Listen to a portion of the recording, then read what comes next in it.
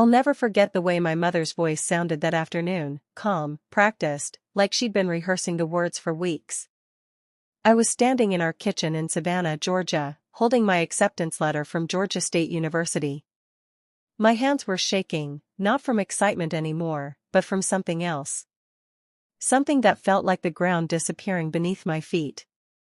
"Maya," she said, not even looking up from the dishes, "we just can't afford to send both you and your sister to college.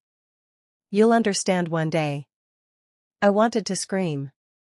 I wanted to ask why she was so calm about destroying my future.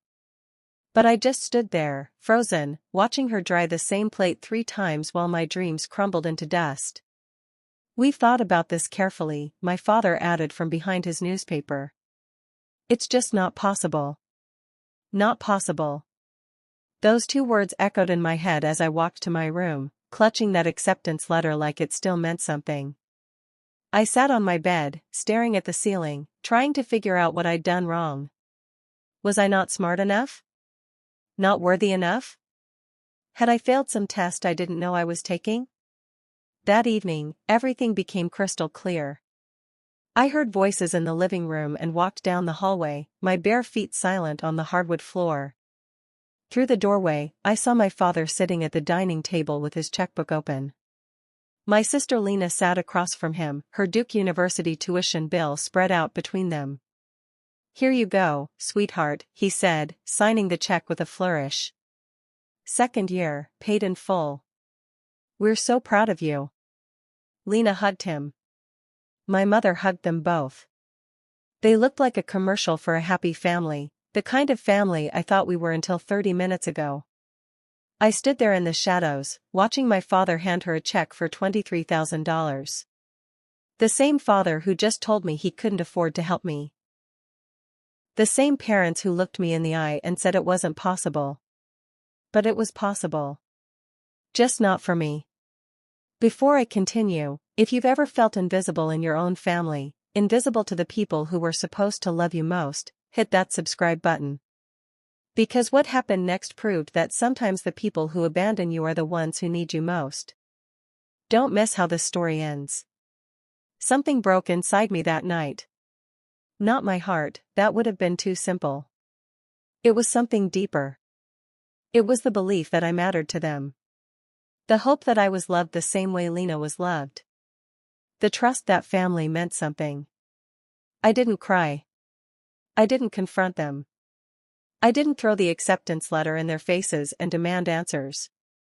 Instead, I went back to my room and started packing. 1 duffel bag. That's all I took. Clothes, my laptop, some photos of me and my father from when I was little, back when I still believed he loved me. I zipped it up at 2 in the morning while the house slept, peaceful and quiet, completely unaware that they were about to lose a daughter. I left a note on the kitchen counter, "I'll find my own way." That night, I made a decision that would change everything. I decided I didn't need their support. I didn't need their money. I didn't need their approval. I just needed to survive. The room behind the Waffle House on Abercorn Street smelled like grease and old carpet, but it was mine. $40 a week, paid to the manager who felt sorry for me. It had a mattress on the floor, a hot plate, and a window that looked out at the dumpsters. It was the most honest place I'd ever lived. I got a job at Target, working the early morning shifts, 4 a.m. to noon, stocking shelves and helping customers who looked right through me like I was invisible. Which was fine. I'd been invisible my whole life anyway. After Target, I'd walk 3 miles to campus because I couldn't afford the bus.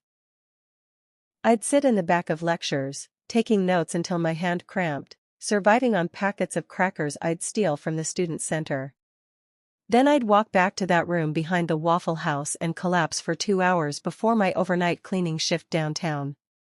I cleaned offices while business people slept in their comfortable homes. I scrubbed toilets, emptied trash cans, vacuumed floors that would be dirty again by morning. My hands became rough. My body ached constantly. I lost 15 pounds in the first month because eating felt like a luxury I couldn't afford. But I kept going. Nobody knew my story. The other students at Georgia State saw a quiet girl who never went to parties, never hung out, never spoke unless spoken to. They didn't know I was eating 79-cent ramen for dinner every night. They didn't know I was hand-washing my only 2 pairs of jeans in the Waffle House bathroom sink. They didn't know I had no family. No safety net. No backup plan. Just me and this fierce, burning determination to prove I could make it without them. Midterms came. I studied in 24-hour diners, drinking endless cups of coffee that cost $1.50 with free refills. I memorized economics formulas on the bus to work. I wrote papers during my breaks, typing on my laptop balanced on my knees in the Target break room. When my grades came back, I cried for the first time since leaving home. Not because they were bad. Because they were perfect. 4.0. I'd done it alone. But then I checked my bank account and saw something that made my heart stop. The tuition payment for next semester was due in 3 weeks, and I was $800 short. Even with my 3 jobs, even with skipping meals, even with sacrificing everything, I couldn't make the numbers work. I sat on that greasy mattress, staring at my laptop screen, doing the math over and over, hoping it would somehow change. It didn't. For the first time since leaving, I thought about calling my mother. I imagined her voice, cold and dismissive. "We told you this would happen." I closed my eyes and felt the weight of failure pressing down on my chest. Just when I thought I'd have to drop out, something unexpected happened. Something that would keep me going for the next 4 years, even though I had no idea where it was coming from. The email appeared on a Tuesday morning while I was restocking shelves in the electronics section at Target. My phone buzzed, and I almost ignored it, but something made me look. Georgia State University financial aid, payment received. My hands went numb. I opened the email 3 times, convinced it was a mistake or some cruel joke. But there it was, an anonymous scholarship deposit of $1,000, applied directly to my account. No name. No organization. Just a reference number and the words, "Private donor, academic merit." I stood there between the televisions and the video games, tears streaming down my face, while a customer asked me where the USB cables were. I pointed somewhere, anywhere, unable to speak. Someone had saved me. But who? And why? I called the financial aid office during my break. The woman on the phone was polite but firm. "I'm sorry, scholarship donors have the right to remain anonymous. I can't give you any information." "But I need to thank them," I said, my voice breaking. "I need them to know what this means." "I'm sure they know, honey. That's probably why they did it." I went back to work in a daze, my mind running through possibilities. An old teacher? A church group? Some random stranger who decided to help? It didn't make sense. Nobody knew my situation. Nobody knew I was barely surviving. The money came again in the spring. Another $1,000, same anonymous donor, same mysterious timing, right when I was 3 days away from having to withdraw. Then again my sophomore year. $1,500 that time. Junior year, 2000. Every single time, it appeared exactly when I needed it most, like someone was watching over me, making sure I didn't fail. Making sure I didn't give up. I started leaving thank you notes at the financial aid office, hoping somehow they'd reach the donor. I wrote about my grades, my internship applications, my dreams of working in finance. I wanted them to know their money wasn't wasted. That I was worth the investment. Late at night, when I couldn't sleep from exhaustion, I'd think about my father. The way he used to sit with me at the kitchen table when I was 7, teaching me long division. How he'd draw little stars on my homework when I got everything right. How he'd sneak me pieces of candy when my mother wasn't looking, winking like we shared a secret. I missed him. Even after everything, even after that check he wrote for Lena while telling me he had nothing to give, I missed him. But I pushed those memories down deep and focused on surviving. That's all I could do. I had no idea the truth would destroy me years later. For years passed like a fever dream, exhausting, relentless, but somehow I made it through. Graduation day at Georgia State University was supposed to be the happiest moment of my life. I wore the cap and gown I'd saved for months to buy. I walked across that stage with honors, a degree in finance, and a job offer from Henderson and Brooks Financial waiting for me in Atlanta. But when they called my name and I looked out into the audience, searching for familiar faces, there was no one. Just empty seats and strangers applauding politely before moving on to celebrate their own children. I took my diploma, smiled for the official photographer, and walked off that stage completely alone. No proud parents. No camera flashes. No celebration dinner. Just me, sitting in my car in the parking lot afterward, holding that diploma and whispering to myself, "You made it anyway." Meanwhile, 300 miles away, Lena was moving back into our parents' house in Savannah. She'd dropped out of Duke halfway through her junior year, claiming mental exhaustion and too much pressure. My mother posted about it on social media like it was a brave decision, like Lena was some kind of hero for quitting. I saw the posts. I saw my mother's comments about supporting her daughter through difficult times and mental health matters more than degrees. The same mother who threw me out with nothing. The same mother who watched me walk away at 18 and never called once to see if I was alive. But I didn't comment. I didn't like the posts. I just blocked them all and moved forward with my life. Henderson and Brooks Financial was everything I'd dreamed of. Corner office by year 2. Six-figure salary by year 3. I wore designer suits, managed million-dollar portfolios, and ate at restaurants where a single meal cost more than I used to make in a week at Target. I built a life I was proud of. I made friends who didn't know anything about my past. I dated a kind man who thought I came from a normal family. I pretended I was normal too. My parents never reached out. Not on my birthday. Not on holidays. Not ever. They'd written me off completely, too proud to admit they'd made a mistake, too comfortable with Lena back home to wonder about the daughter they'd abandoned. I told myself I didn't care. I told myself I was better off without them. And for a while, I believed it. I built walls so high that nothing could hurt me anymore. I became successful, independent, untouchable. The girl who'd scrubbed toilets and eaten ramen for 4 years straight was gone. In her place was a woman who controlled her own destiny, who answered to no one, who needed nothing from anyone. If stories like this hit different, stories about people who rose from nothing while their family watched from the sidelines, you need to subscribe. Because my story will show you that sometimes the people who abandoned you will come crawling back when they need you most. And what I did next will shock you. I thought I'd finally moved on from my family. Then my phone rang at 2 in the morning, and everything changed. The call came on a Wednesday in October. I was deep asleep in my Atlanta apartment when my phone lit up the darkness. I almost didn't answer, unknown Savannah number, middle of the night. Nothing good ever comes from that combination. But something made me pick up. Maya? The voice was thin, fragile, barely recognizable. My mother. It's 2 in the morning, I said, my voice cold. What do you want? I heard her breathing, shaky and uneven, like she was trying not to cry. Good, I thought. Let her cry. It's your father, she finally said. He's in the hospital. His heart, the doctors say he needs surgery. Emergency surgery. But Maya, we can't afford it. The insurance won't cover everything, and we don't have the money, and I didn't know who else to call.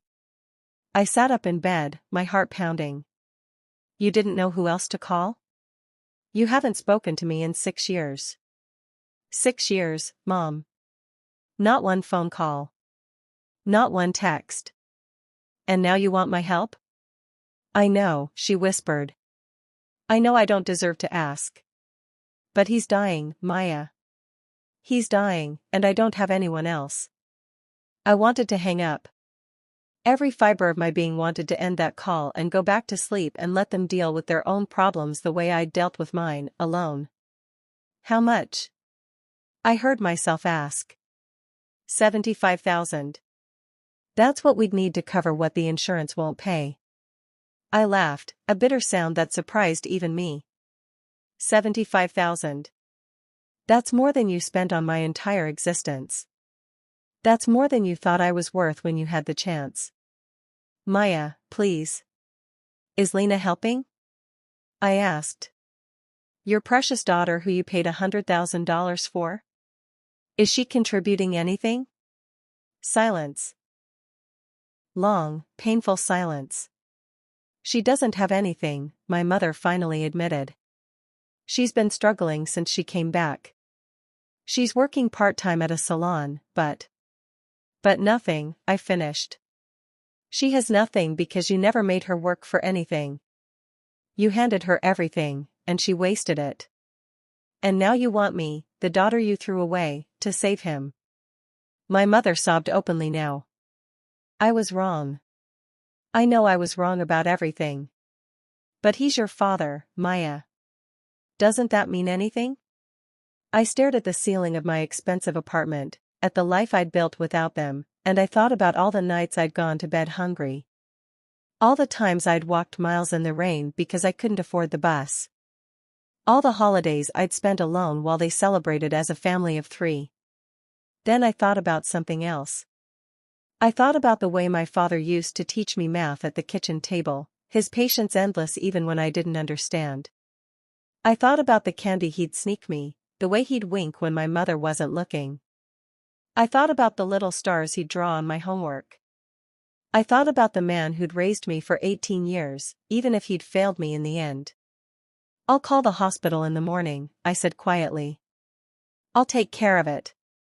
Maya, thank you, I hung up before she could finish. I sat in the dark for a long time after that, wondering if I was making the biggest mistake of my life. Wondering if compassion was just another word for weakness. Wondering why I couldn't just let him face the consequences of his choices the way I'd faced mine. But deep down, I knew the answer. Because I wasn't them. And I never would be. If you've ever helped someone who hurt you, and they never even said thank you, drop a comment below. Because what happens next will make you question if kindness is ever worth it when it's given to people who don't deserve it. I called the hospital at 8 a.m. sharp.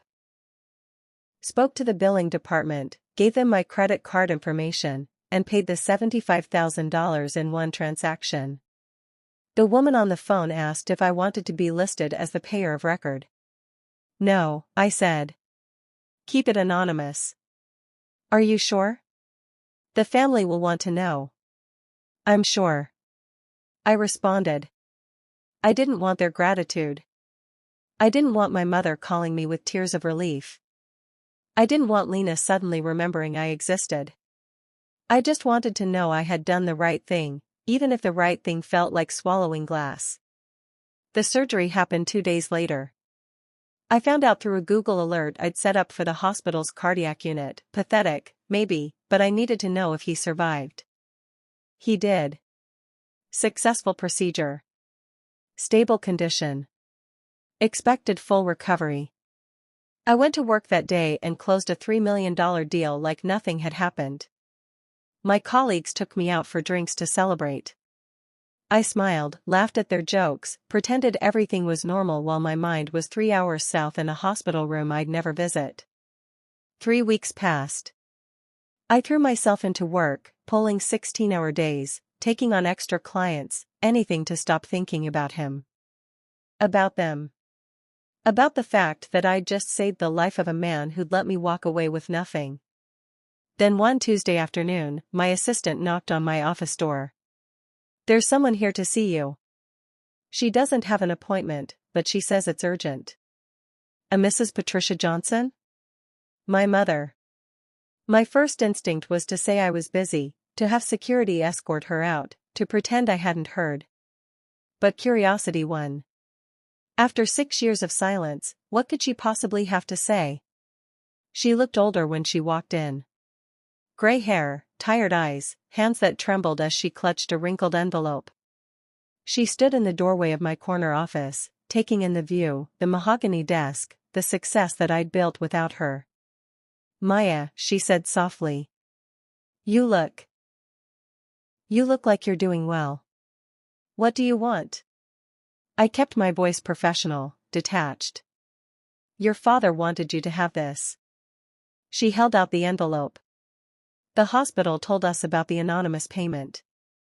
We knew it was you. Nobody else would, nobody else could." "I did it for him," I said. "Not for you." She nodded, tears streaming down her face. "He's awake now. He's been asking for you." "That's not going to happen."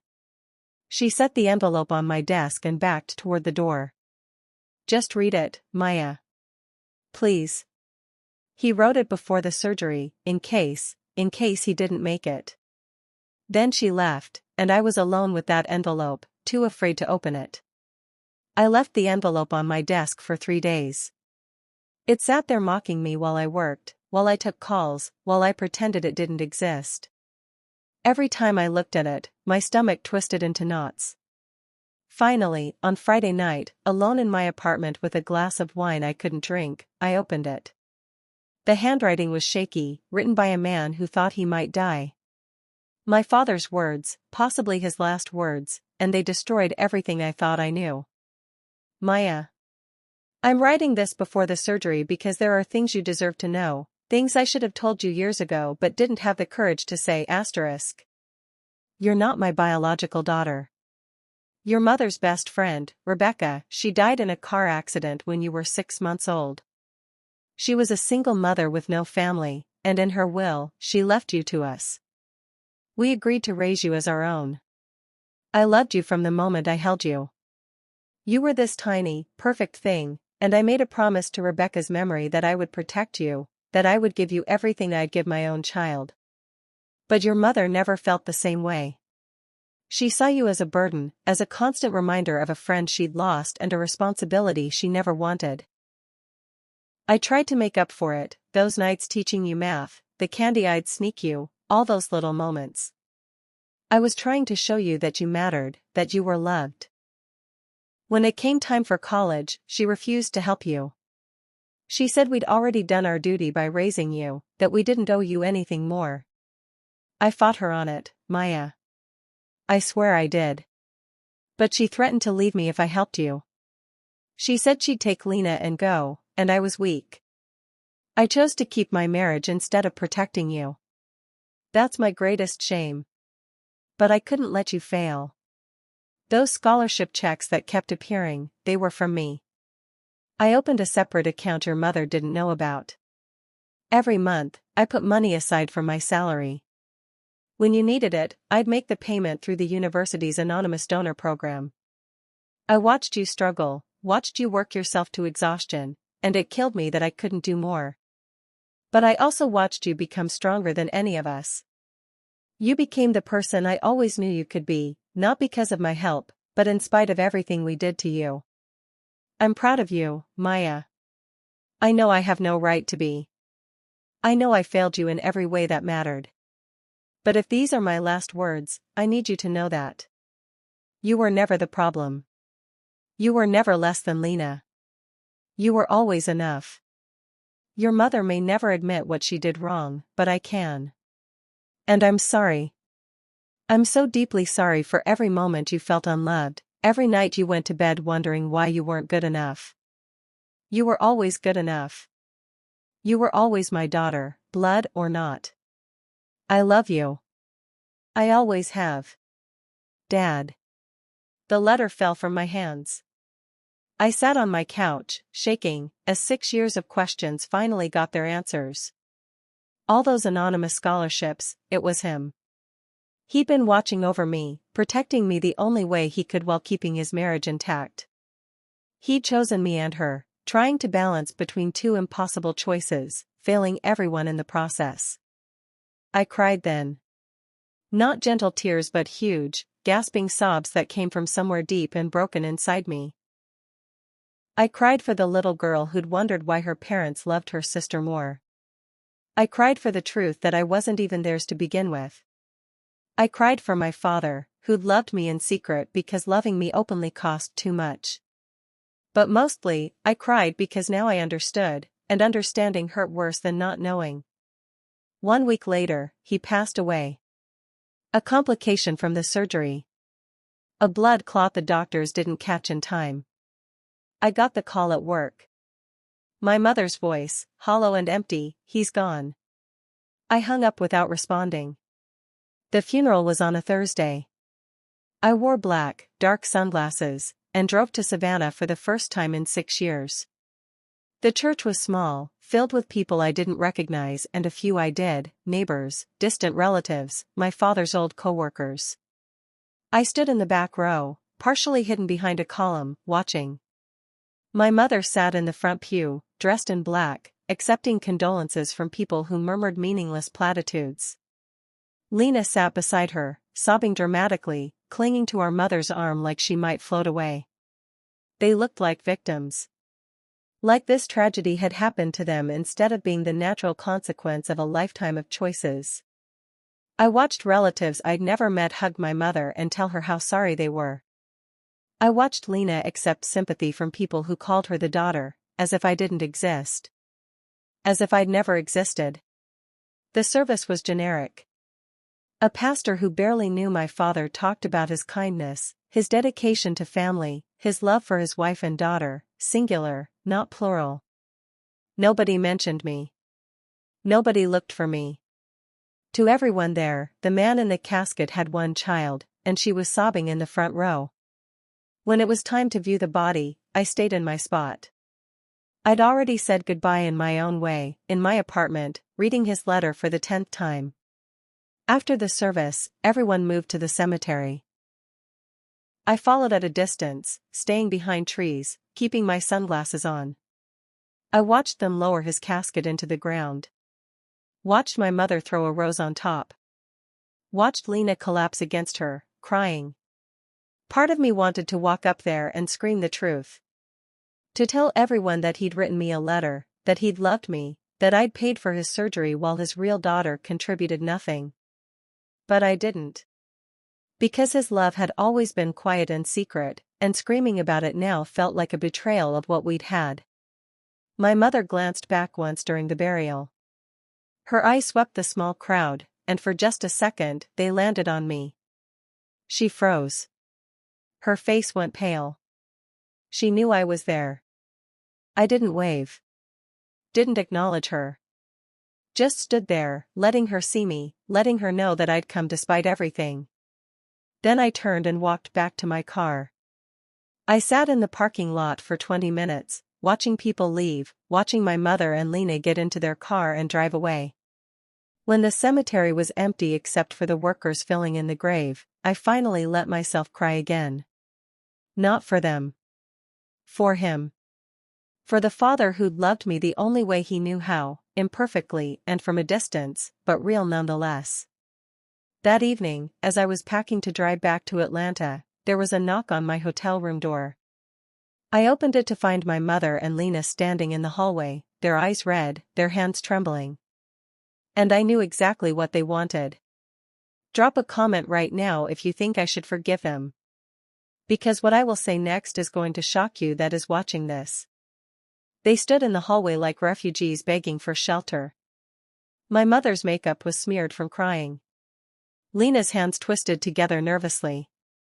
They looked smaller than I remembered, diminished somehow.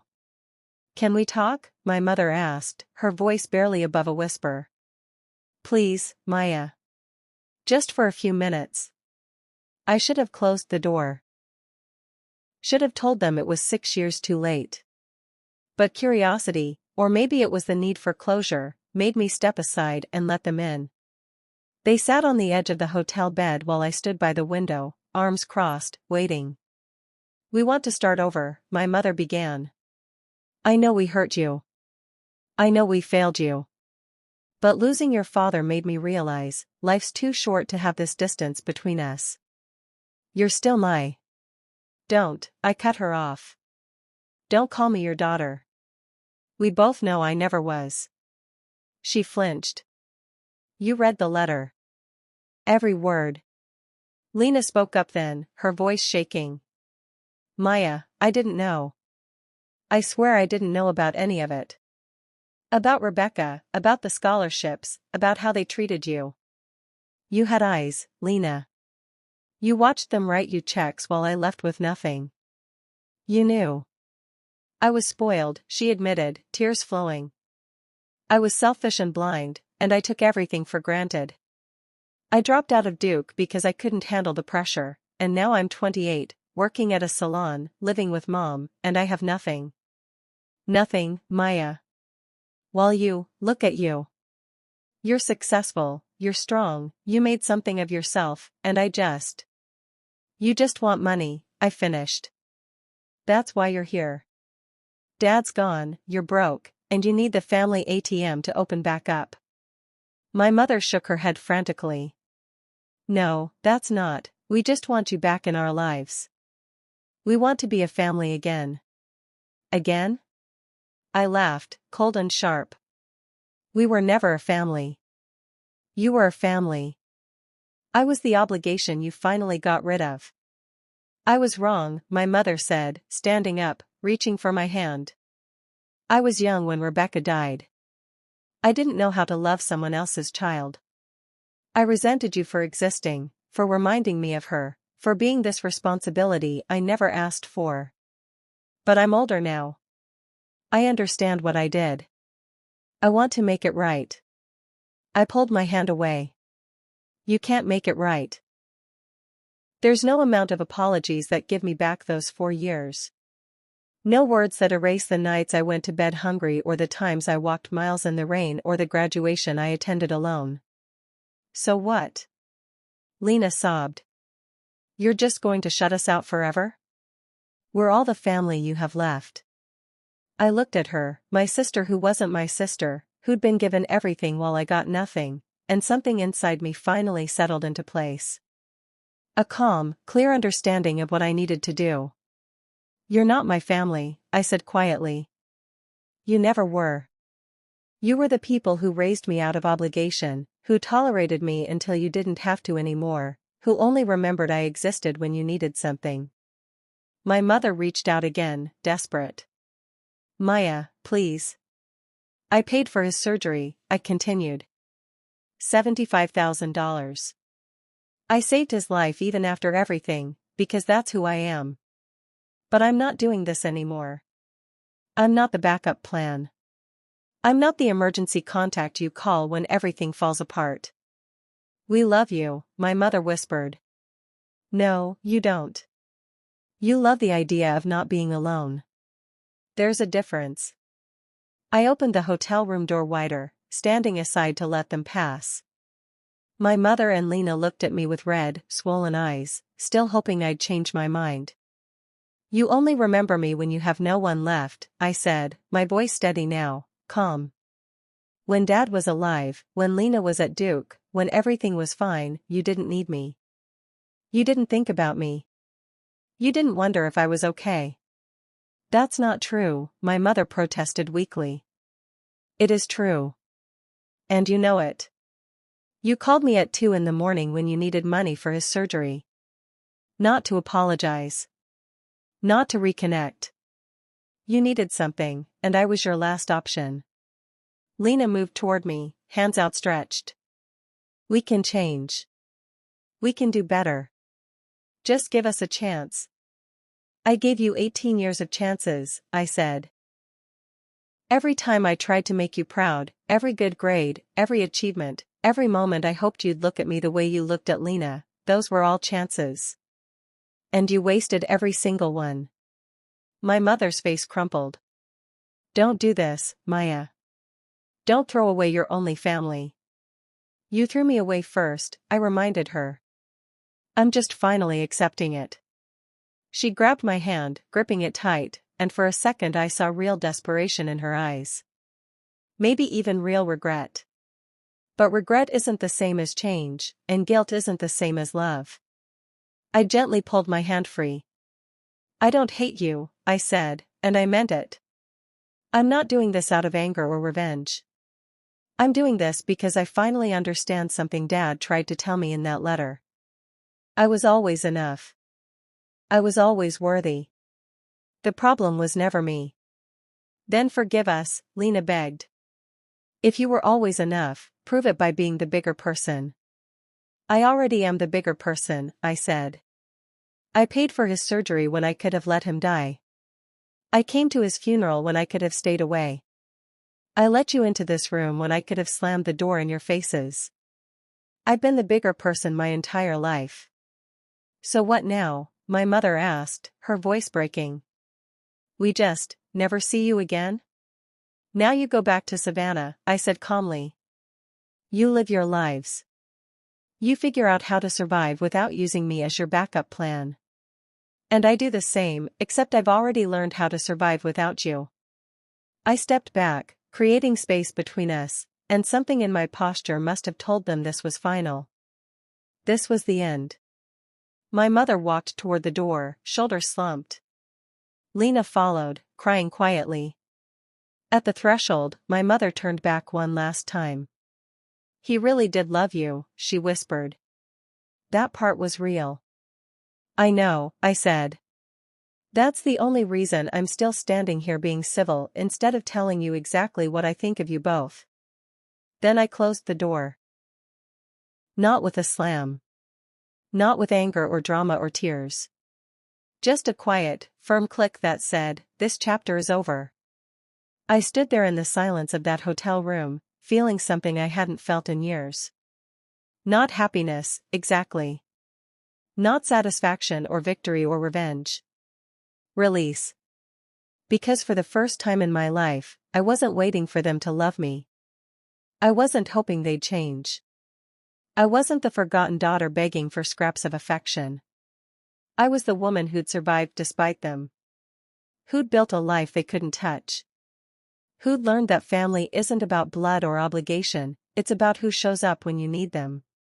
And they never did. The next morning, I drove back to Atlanta. Back to my corner office and my expensive apartment and my life that I'd earned with my own two hands. I thought about my father's letter, about those anonymous scholarships, about the quiet way he'd loved me when loving me openly cost too much. Maybe that's what forgiveness looks like sometimes. Not reconciliation. Not pretending the past didn't happen. Just understanding that people are complicated and flawed, and sometimes they love you the best they can, even when their best isn't enough. I didn't forgive my mother. I didn't welcome Lena back into my life. But I forgave him, the man who'd raised me imperfectly, who'd protected me in secret, who'd tried to be two things at once and failed at both. 3 months later, I got an email from a lawyer. My father had left me something in his will, a small savings account with $30,000 and a note that said, for Maya's future. She's earned it. I donated it to a scholarship fund for first-generation college students who had no family support. Anonymous, of course. Just like he'd done for me. Because some lessons are worth passing on. And the most important one I learned is this: you don't need people to believe in you to become extraordinary. You just need to believe in yourself enough to keep going when everyone else walks away. So here's my question for you: would you have forgiven them? Would you have let them back into your life, or would you have closed that door forever? Drop your answer in the comments, and if this story made you feel something, anger, sadness, understanding, anything, hit that subscribe button. Because every day, I bring you stories about people who refused to stay broken, who built themselves back up when the world tried to destroy them. And trust me, the next story is even more intense than this one. I wasn't the forgotten daughter anymore. I was the woman they couldn't forget, no matter how hard they tried. And that was enough.